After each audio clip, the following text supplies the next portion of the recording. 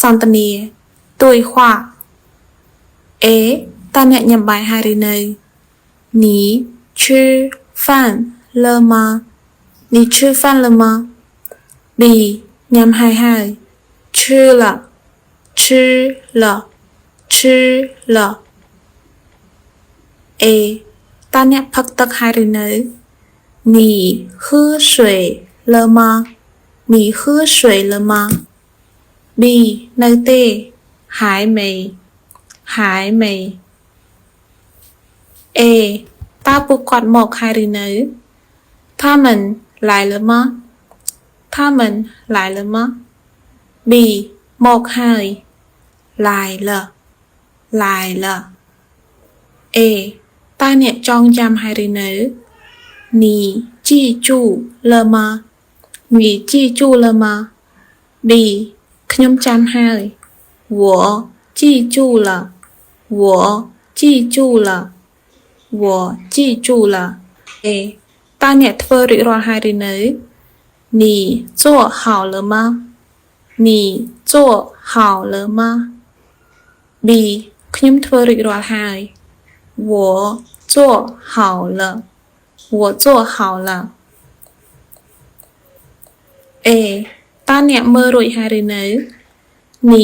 看好了吗你看好了吗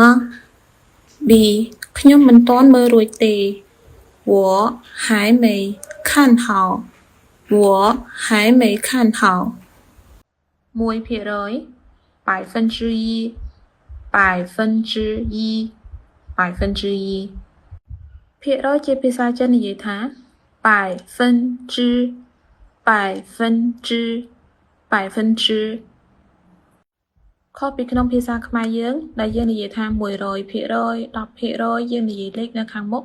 ប៉ុន្តែភាសាចិនត្រូវនិយាយថាភាគរយឲ្យហើយសិនចាំដាក់ចំនួនលេខនៅខាងក្រោយ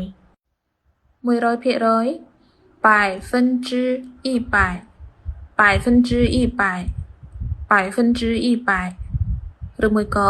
100% 100% 99% 99% 99% 99.9%99.9 99.9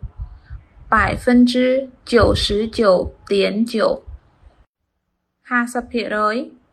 50% 50% 50% 25% 25% 25% 25% 1% 1% 1% 1%